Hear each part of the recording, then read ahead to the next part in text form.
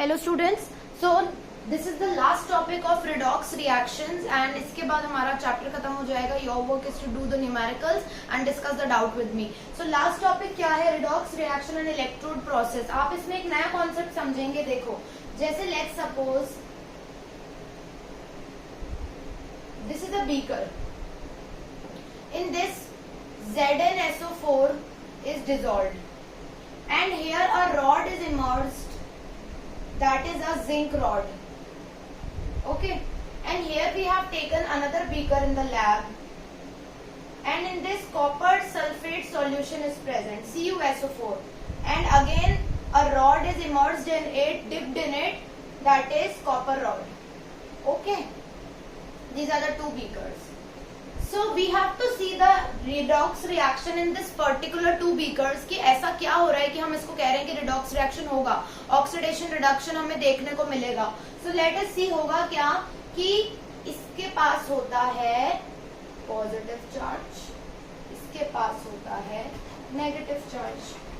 ठीक है, then if you see what will happen, let me connect these two beakers with the help of a tube, which is U tube, U-shaped tube. It is a U-shaped tube, okay, and its name is salt bridge. What is the work of salt bridge? इन दोनों beaker में इससे पहले कोई connection नहीं था. इनके बीच में connection show करने के लिए हमने U इन्वर्टेड ट्यूब लगा दी ताकि इन दोनों बीकर्स के बीच में एक कनेक्शन डेवलप हो जाए. Okay, as soon as the connection will be developed, यहाँ जैसे ये है माइनस साइन, हाँ, तो जैसे कनेक्शन डेवलप हो जाएगा इन दोनों के बीच में, आपने सॉल्ट ब्रिज से जोड़ दिया. सॉल्ट ब्रिज का काम क्या है? रिएक्शन इनके बीच जो अब होगी उसको इजीली प्रोसीड करवाएगा. And salt bridge make sure कि दोनों सॉल्यूशन मिल ना जाए. ऐसा ना हो कि कॉपर सल्फेट इसमें घुल जाए और जिंक सल्फेट ऐसे इस ट्यूब के वाया इधर चला जाए. तो ये भी सॉल्ट ब्रिज ध्यान रखता है और रिएक्शन को फैसिलिटेट करता है, इजीली प्रोसीड करवाता है. ठीक है, अब क्या होगा, यहाँ पर होता है कि देखो जिंक, हमें सल्फेट आयन से कोई लेना देना नहीं है. We have to see only the zinc ions. तो जिंक रॉड इमर्ज है, तो यहाँ रिएक्शन हो रहा है जिंक से जिंक +2 में चेंज हो रहा है.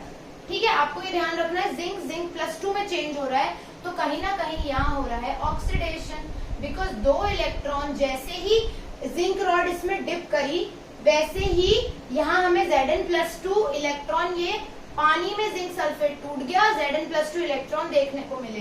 तो अगर Zn+2 तो यहाँ 2 इलेक्ट्रॉन एडिशन में लिख सकते हैं. इधर की साइड ये ऑक्सीडेशन हो रहा है, loss of electron. And here what reaction you can write, Cu+2 में 2 इलेक्ट्रॉन जोड़े. This reaction we have done पहले also, before also, and it is reduction is happening here. ठीक है, यही हो रहा है. तो हुआ क्या है, देखो ये जो 2 इलेक्ट्रॉन है ना, ये यहाँ से ट्रेवल होके गए. कैसे? जिंक ने जो 2 इलेक्ट्रॉन लूज करे वो इधर से फ्लो होके गए और इधर आ गए. फ्लो ऑफ इलेक्ट्रॉन, इधर से फ्लो होके गए और इधर आ गए. इसको तो चाहिए था 2 इलेक्ट्रॉन, तो इधर से ही इसको 2 इलेक्ट्रॉन मिल गए वाया दिस फ्लो, एंड आपको इस तरीके का रिएक्शन मिल गया. लेकिन एक बात ध्यान रखनी है, जैसे फ्लो ऑफ इलेक्ट्रॉन का डायरेक्शन है इधर से इधर, सो करंट का डायरेक्शन होगा इधर से इधर, ऑपोजिट. करंट का direction will be opposite to the flow of electron का डायरेक्शन. इलेक्ट्रॉन फ्लो कर रहे हैं लेफ्ट टू राइट, तो करंट आएगा राइट टू लेफ्ट. करंट को अगर डिटेक्ट करना है तो क्या देखेंगे, करंट को डिटेक्ट करने के लिए कि कितना करंट है, इसके बीच में हम एक जोड़ देंगे ammeter. You know what is the role of ammeter? It's to just to detect the current, कि कितना करंट है, कितने मिली एम्पियर या कितना एम्पियर. जब आप करंट निकाल लेंगे तो आपका ये आप देखेंगे कि ये जो सेल है इसको बोलेंगे सेल. तो इसका नाम क्या है पूरे सेल का? इस पूरे सेल का नाम है डैनियल सेल. एंड आप देखेंगे आप इससे यूज से इलेक्ट्रिसिटी प्रोड्यूस कर सकते हैं. You can produce electricity by doing this method. How? Because देखो इलेक्ट्रॉन फ्लो हो रहे हैं, इलेक्ट्रॉन के फ्लो होते ही करंट फ्लो होगा. करंट फ्लो होगा तो ऑपोजिट डायरेक्शन में होगा. करंट फ्लो हो रहा है दैट ऑटोमेटिकली मींस कि इलेक्ट्रिसिटी का जनरेशन हो रहा है. अब कितनी इलेक्ट्रिसिटी वो हम एमीटर से निकाल रहे हैं. So our result is smooth. ठीक है, लेकिन बस आपको यहाँ पर एक स्विच भी लगाना पड़ेगा कि as soon as you will switch on, जैसे हम फैन का स्विच ऑन करते हैं तब फैन के अंदर का सारा मूवमेंट शुरू होता है ना, करंट तब उसके अंदर फ्लो होता है. सिमिलरली इसका भी स्विच ऑन करने की जरूरत है. As soon as you will put on the switch your current will start flowing. Firstly electron will flow, then current will flow. If the switch is off, no reaction will take place. जो मैं बोल रही हूँ उसके notes भी बना सकते हो कि अगर स्विच ऑफ रहेगा no reaction will take place, कोई इलेक्ट्रॉन फ्लो नहीं होगा, कोई करंट फ्लो नहीं होगा. As soon as switch is on, electron will flow, current will flow, पर दोनों का डायरेक्शन रहेगा opposite. This you have to remember. ठीक है, ये पूरा होता है डैनियल सेल. एक डैनियल सेल दो हाफ सेल से मिलके बनता है, तो इसको आप एक हाफ सेल बोल लो, इसको हाफ सेल बोल लो, ये पूरा मिलकर एक पूरा डैनियल सेल तैयार कर देता है. ठीक है, this is about your Daniel cell and electrode process. कैसे? क्योंकि देखो इसमें ऑक्सीडेशन हो रहा है, इसमें रिडक्शन हो रहा है, पूरा इसको सेल फ्रेमवर्क कर दिया तो रिडॉक्स रिएक्शन हो रहा है, इलेक्ट्रॉन फ्लो हो रहा है, करंट फ्लो हो रहा है. Okay, so in this way you can relate to it. Okay, अब 10th का एक कॉन्सेप्ट था जिसमें था V is equal to I R, Ohm's law में, right? This was the formula, V is equal to I R. तो I जो है हमारा करंट है, वो तो हमने यहाँ से डिटेक्ट कर लिया. बात होती है V को भी डिटेक्ट करना जरूरी है, पोटेंशियल. तो ये जो रॉड है इनका नाम पड़ गया इलेक्ट्रोड. ये जो रॉड है इनका नाम पड़ गया इलेक्ट्रोड. और इन इलेक्ट्रोड का कुछ ना कुछ पोटेंशियल है.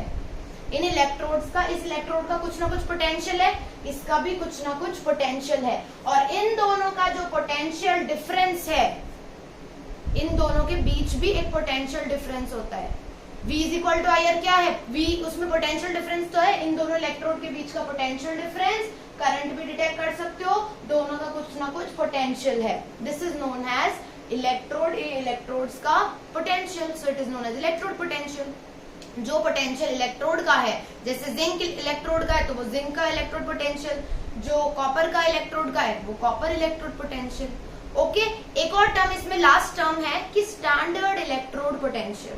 तो होता क्या है स्टैंडर्ड इलेक्ट्रोड पोटेंशियल? ये कहानी तो समझ आ गई, Daniel cell, current flow, potential, ये सब आपको क्लियर हो गया. एक लास्ट टर्म है स्टैंडर्ड इलेक्ट्रोड पोटेंशियल. होता क्या है कि जब ये सारी एंटिटीज जो भी रिएक्शन में पार्टिसिपेट कर रही हैं, अगर उनकी कंसंट्रेशन हो जाए यूनिटी 1, अगर उनकी कंसंट्रेशन हो जाए यूनिटी, जो भी एंटिटीज पार्टिसिपेट कर रही हैं, copper +2 copper, zinc +2 zinc, all the entities that are participating in the reaction, अगर उनका कंसंट्रेशन हो जाए यूनिटी, देन जो पोटेंशियल आएगा उसको आप बोलेंगे स्टैंडर्ड इलेक्ट्रोड पोटेंशियल. ठीक है, I hope this is clear to you. And एक हाइड्रोजन की बात कर लेते. कई बार आपके एमसीक्यू में आ जाता है एक लाइनर ही ऐसे, वन लाइनर, कि हाइड्रोजन का स्टैंडर्ड इलेक्ट्रोड पोटेंशियल कितना होता है, तो आपको याद रखना है 0 वोल्ट होता है. हाइड्रोजन इलेक्ट्रोड का स्टैंडर्ड इलेक्ट्रोड पोटेंशियल कितना होता है? 0 होता है. This question often comes in your MCQ और वन लाइनर्स. ओके, बाकी redox reaction is complete from my side. You know now कि कहां से आपको 4 मार्क्स का या लॉन्ग क्वेश्चन मिलेगा बैलेंसिंग से, और 1, 1, 2 मार्क्स क्वेश्चन आपको इन छोटे छोटे कॉन्सेप्ट से मिल जाएंगे. So thank you so much for watching the video and like the video. Thank you so much.